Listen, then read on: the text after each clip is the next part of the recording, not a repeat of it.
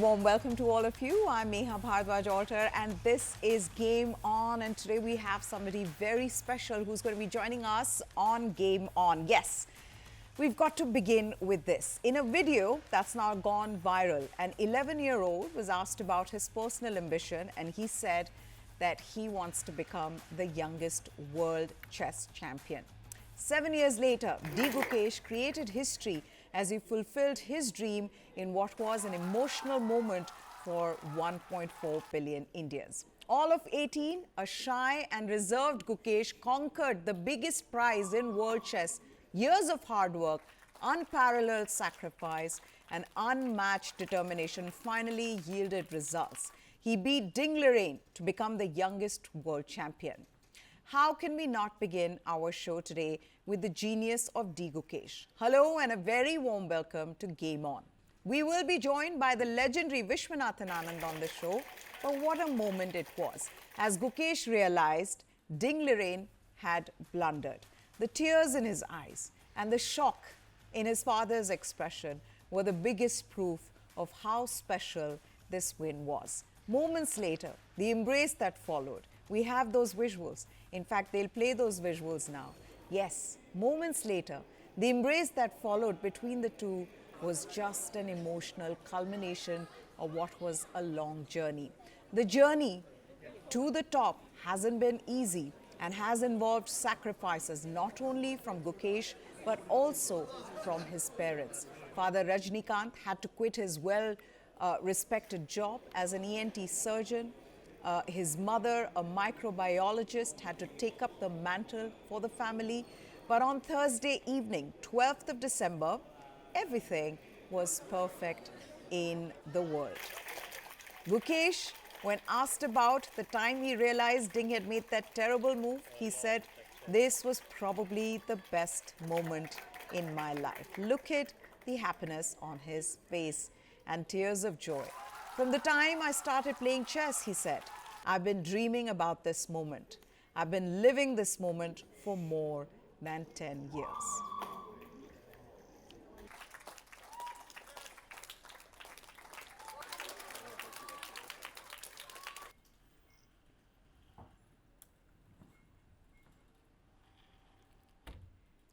Joining us now is a gentleman who knows a thing or two about winning a world championship.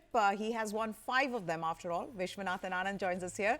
Vishy, congratulations. You've been a mentor and a guide to Gukesh. You've had some time to think about Gukesh's performance all the way from the very beginning. How would you sum it up, sir?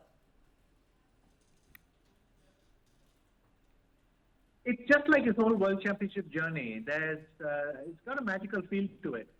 He started out thinking, well, I've got to give it my best shot this time, and try and see how far I can go. And then suddenly everything kind of clicks. It's not like there are no setbacks, and certainly he overcame a lot of obstacles. But if you look at his journey, it's pretty amazing. He qualifies in Chennai, then he goes to Toronto. Certainly he has chances, but nothing overwhelming. But he plays perfectly. One setback, he takes that in his stride, overcomes it, wins a couple of games, right back in it, and qualifies for the championship. Then the World Championship, he starts off by losing the first game, but totally unflustered. He gets back with a win, then keeps trying despite missing a chance here, missing a chance there, and also, must be said, from his opponent. Wins the game, then loses quite a bad blow on game 12. But then again, in game 13, he's winning, misses it. Game 14, when it looks like it's heading for a draw, suddenly, boom, it happens. And so, look, you don't become the youngest world champion in history just like that. But, it definitely feels like everything worked out and everything clicked perfectly. It has to be said, though, that credit definitely goes to Gukesh for, above all, his attitude. He took every setback in stride. He kept working, kept his spirit up, and literally did everything perfectly. So in that sense, he showed a lot of maturity. You would expect a person like him to go through a lot more. But in fact, he handled it very, very well. Vishy, game 14, how shocked were you by Ding's blunder on move 55? It's not that rare a thing. Usually when you put someone under pressure, blunders happen, and blunders are never pretty. I've lost games that, you can't believe a strong player can play. Most World Championships are decided by these moments. But still, you would have to say that the problem with Ding in this match was, and not all the time, not all the games, but occasionally, he seemed to want the game to be over with, and he wanted to wrap it up. And then he kind of tried too hard to make a draw yesterday, and that maybe contained the seeds of his downfall. He seemed to want to get it over with, and sometimes when you're in that mood, then you move some. It's not representative, but it's very typical of World Championship matches. Almost all World Championship matches have bad blunders in the end. Now, he does love to take, all these matches to the final game, doesn't he? We saw that in the candidates, now here in the World Chess Championship as well. What is it about him? He wants to go all the way into the final? Yes, but these are strong opponents. The candidates are full of strong players. The World Championship is a World Champion. It shouldn't finish before the 14th game. It's not normal. You would expect these matches to go to the wire, and they did. And a tiebreak wouldn't have been an unusual result at all. But then this happened and saved him the trouble. But the impressive thing is he just kept playing, taking everything one day at a time. Literally, what he would say he would do in the press conference, he would actually do, and it was very convincing in that sense. What does this mean for him and for his future, Vishy? Do you see Gukesh going on to become one of the greats of the game? Definitely, he has that potential, and he has the time. He's become world champion, the youngest world champion in history at the age of 14, and then he has so much time to achieve all his goals.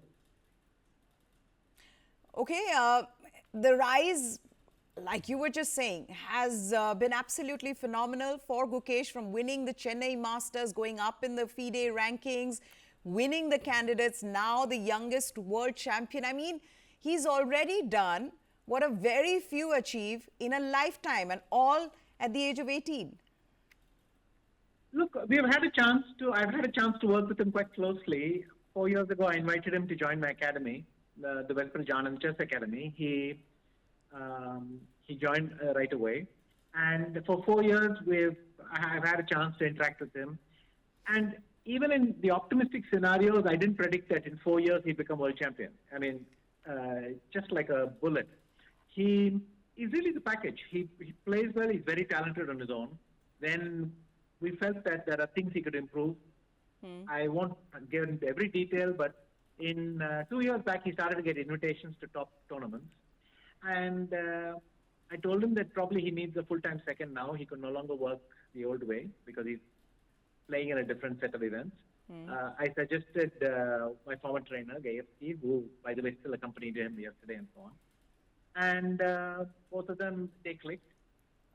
They started working together. So then I think he started to get the best opening preparation, which was lacking before. And then at every stage, he had to learn a new skill, whether it is controlling his emotions or learning something or learning to work in a new way, trying new things. But literally to see, he's open, he's very open, he's flexible, and he does his job very seriously. And I think that's enabled to confront anything that's thrown in his way. Vishy, you were talking about Gauski. I was hearing Magnus Carlsen talk about the preparation when it comes to the seconds and figuring out different openings. And of course, we saw with Gukesh's game that had Gauski's stamp on it. But how much of that aspect of the game has evolved? And do you believe that sometimes it's become so predictable with all that information that is available? Yes, but there's so much of it. There's so many openings and things that nowadays the strategy that most people follow is to be unpredictable. It's not so much a question of does the opponent know this or not. The question is, Did they check this morning? Is it fresh in their mind? Or are we going to catch them off guard? Of course, that evening they'll go back and they'll check it. But you're still trying to be a bit more nimble and flexible. And this new style, they're doing very well. The nerves, though, I keep coming back to it. How does an 18-year-old playing his first World Championship, losing the first game, seeing ups and downs over numerous hours, over 3 weeks, keep his wits about him just to be able to navigate through that pressure, Vishy? I think mostly what taxes chess players is the uncertainty. I mean, people watching at home often forget that how easy life is when you have a computer engine running next to you. Because it's not so much the moves. Most humans probably at least see that the moves are possible. What they don't have is that ironclad certainty that something is right and it works and it doesn't. When you know something to be true, which is what people at home experience, then your whole approach to it changes. You don't have this thing of, am I wasting my time in a dead end? Am I on the right path at all? Should I spend time here? What should I focus? Even when you make your move finally, you've done everything to believe in it, but you still don't know. And so this endless tension throughout the match is what I think people, such as players, not only have to find what they think is the best move, they then have to learn to trust themselves and execute it, trust in their work, and so on. That adds up. It adds up relentlessly over many, many games and all. And that's why people suddenly blunder at the end of the game. It doesn't come out of the blue. It's because they're tired, they are working hard, and then one fine moment, the brain switches off slightly. Vladimir Kramnik, your old friend, was far from impressed, Vishy. He called the match the end of chess as Gukesh won. What do you make of that? He's being a bit grumpy, bit of a party spoiler. Look, you can look back at these games and say they're not this or that. But my point is, when have World Championship games been perfect? And if they were perfect, how did they ever decide a winner? In fact, it's always been like this. But, he's entitled to his views. But I think this was a fantastic match. Okay. You've single-handedly revolutionized chess in India. In 1988, there was just one grandmaster who went by the name of Viswanathan Anand. Today, there are 85 grandmasters and counting. There are 3 Indians in the top 10. You've mentored a lot of players. Let me tell you, if you have any doubts, sir, you are an inspiration to all Indians and the OG, as they call it. Well, thank you very much. That's very kind. I think I played my part. Definitely, I was the person who kept chess in the news for a very long time, who brought it back as a sport that everybody followed and follows and enjoys. And I've contributed now in other ways. I mentioned my academy. I've worked with in different capacities and so on. But I also enjoy it. I mean, after all, this is a sport I love, and I'm happy to do what I can. There have been others, other coaches, other trainers. Also, you have to thank the parents of these kids. They're the ones who sacrifice a lot. And so everybody's played their part. But yes, I'm very happy with what I've done. Last question then, sir. Have you got a chance to speak to Gukesh? What was that conversation about? Were there any words of wisdom that you had to share along with a congratulatory message? I just told him to enjoy himself. Then we spoke a little bit. He was very happy. He said when he has some time, he'll come meet me in Chennai. And so we agreed, left it at that. What can you tell him? Once Jan Timman famously told me at a not the World Championship, but a moment when I should be happy. He said, it's such a pity you don't drink. I just want him to enjoy this evening and we'll go from there. All right, Viswanathan Anand, thank you so much, sir, and congratulations once again. Like I said, you truly are an inspiration as well, and it's fascinating to watch so many young Indians now putting India on the world map when it comes to chess. You've been the one person who they have followed, whose career that they have followed. India versus Australia at the Gabba has a nice ring to it, right? What transpired at the iconic venue in Brisbane in January 2021 will remain etched in the minds and hearts of Indian cricket fans as Rohit Sharma's bruising team faces Australia for the third test of the Border Gavaskar Trophy this weekend. Many will be hoping that lightning does indeed strike thrice.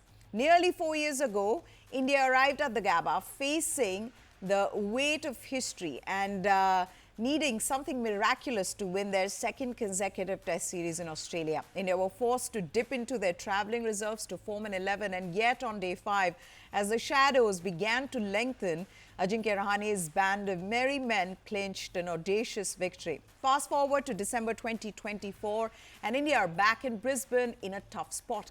They failed to get to 203 of their 4 innings this series, and their captain is in the middle of an all-time low as a test batsman, not to mention 4 losses in a row in charge. India's batting has collectively failed in 3 out of 4 innings on this tour, and there appears to be no respite at the Gabba, where a green top with pace and bounce has been rolled out. Keeping this in mind, India could swap a fast bowler and a spin bowling all-rounder.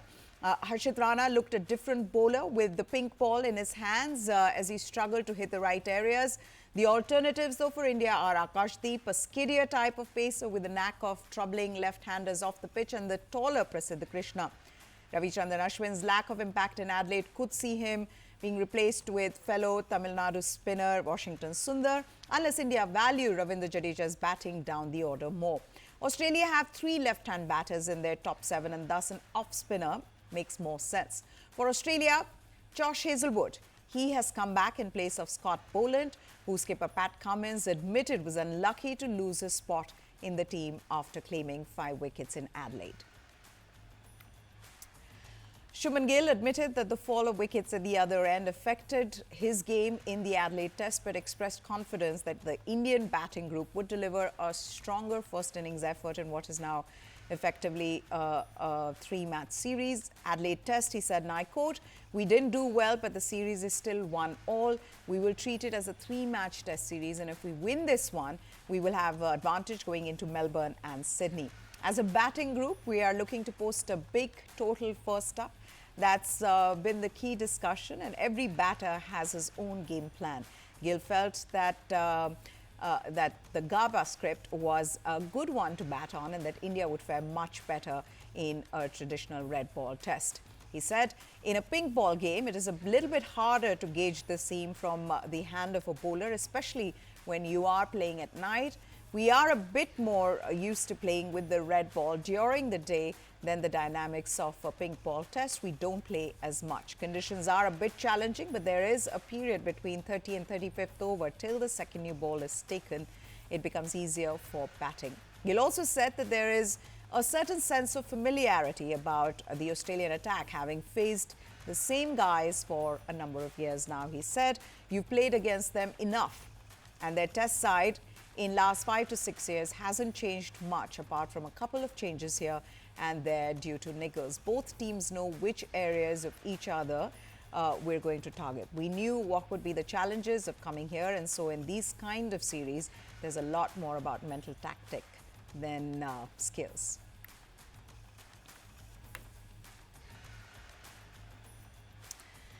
Okay, now it's time for us to wrap things up. But before we go, Mercedes-Benz doesn't just represent a car, it represents the fulfillment of dreams where elegance, performance and status align perfectly. The dreams come alive at the larger-than-life Mercedes-Benz Museum, a place where the past meets the future. At this iconic location, top achievers will reveal how every great achievement starts with a vision, just like Mercedes-Benz's timeless legacy. Watch News9 special series Drive the Future on News9 Live and News9 Plus from 16th of December. Challenge is part of business. Success to me means achieving a lot with limited resources. It is the idea of bringing the best of East and West together